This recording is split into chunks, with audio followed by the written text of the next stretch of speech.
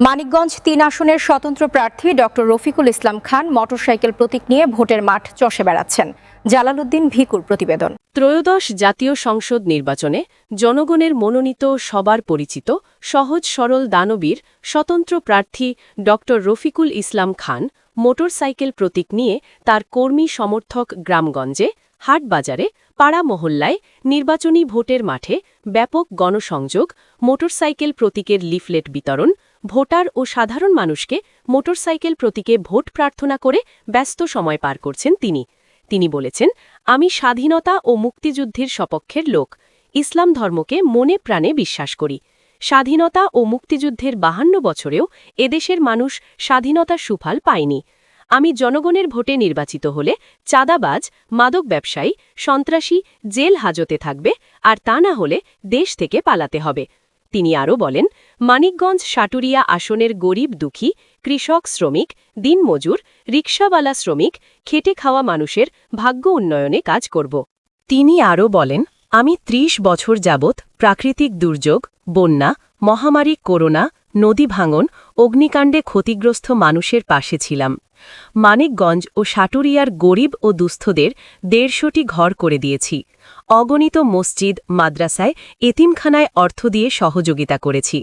গরিব ও দুস্থদের শাড়ি কাপড়, লুঙ্গি, শীতের কম্বল, খাদ্য সামগ্রী দিয়েছি। গরিব দুঃখী মানুষের পাশে ছিলাম। আমার সব কিছু বিলিয়ে দিয়েছি। বাকি জীবন আপনাদের জন্য কাজ করতে চাই। অতীতেও গরিব দুঃখী মানুষের পাশে ছিলাম, ভবিষ্যতে পাশে থাকব।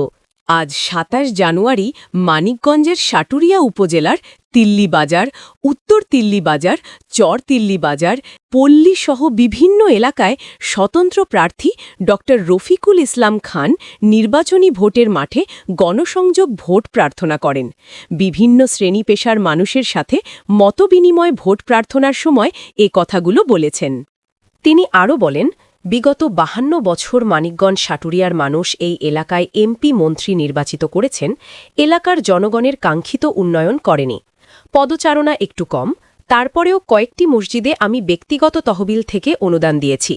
ভবিষ্যতে মসজিদ, মাদ্রাসা, কবরস্থানে সহযোগিতা করব। অন্য প্রার্থীরা মিথ্যা প্রতিশ্রুতি দিয়ে ভোট নিতে আসবে, আমি মিথ্যা প্রতিশ্রুতি দেব না। অন্যেরা অর্থ উপার্জনের জন্য রাজনীতি করে, আমি আমার ব্যবসা বাণিজ্যের উপার্জিত অর্থ মানুষের মধ্যে বিলিয়ে দিয়ে রাজনীতি করি। আমি দুস্থ গরিবের মানুষকে দিতে এসেছি, নিতে আসিনি। তিনি বলেছেন, আমি গরিব ও দুস্থ মানুষের মাঝে সবকিছু বিলিয়ে দিয়েছি। বাকি জীবন আপনাদের জন্য কাজ করতে চাই। গরিব দুঃখী মানুষের পাশে ছিলাম, ভবিষ্যতেও পাশে থাকব। উন্নয়নের দৃষ্টান্ত স্থাপন করতে চাই। আমার চাওয়া পাওয়ার কিছুই নাই। বাকি জীবনটা অবহেলিত সাটুরিয়া মানিকগঞ্জবাসীর জন্য উন্নয়নে উৎসর্গ করব। এইটাই যে খারাপ রাস্তাটা না, প্রচুর রাস্তা খারাপ, প্রচুর ব্রিজ নাই। মানুষ যেমন হরুন্দি কান্দাপাড়া নিজেরাই ব্রিজ করতেছে এখন। আমি তাদের সাথে শরিক হয়েছি, বিভিন্ন জায়গায় বিভিন্ন ক্লাবের থেকে এখন রাস্তা শুরু করছে, আমি তাদের সাথে শরিক হই। আমার কথা হলো যে এখন আমি যেহেতু নির্বাচিত না, আমি নিজের টাকা দিয়ে শরিক হই। আর আমি যদি নির্বাচিত হইতে পারি, সাটুরিয়ার রাস্তাঘাট হবে 20 বছর টিকে থাকার জন্য। 2 বছরের জন্য রাস্তা না, 20 বছরের জন্য রাস্তা হবে। কারণ আমি এখান থেকে একটা পয়সা কাগজ চুরি করতে দেব না।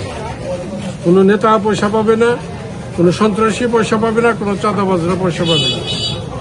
1 লক্ষ টাকা বাজেট হলে 1 লক্ষ টাকারই কাজ হবে, গ্যারান্টি দিয়ে দেব। সেই জন্য আমার কথা হলো যে আমি এই সুযোগটা চাই মানুষের জন্য কাজ করতে, এলাকার জন্য কাজ করতে। তো সেই হিসাবে আমি তিল্লিবাসীর কাছে ভোট চাইতেছি।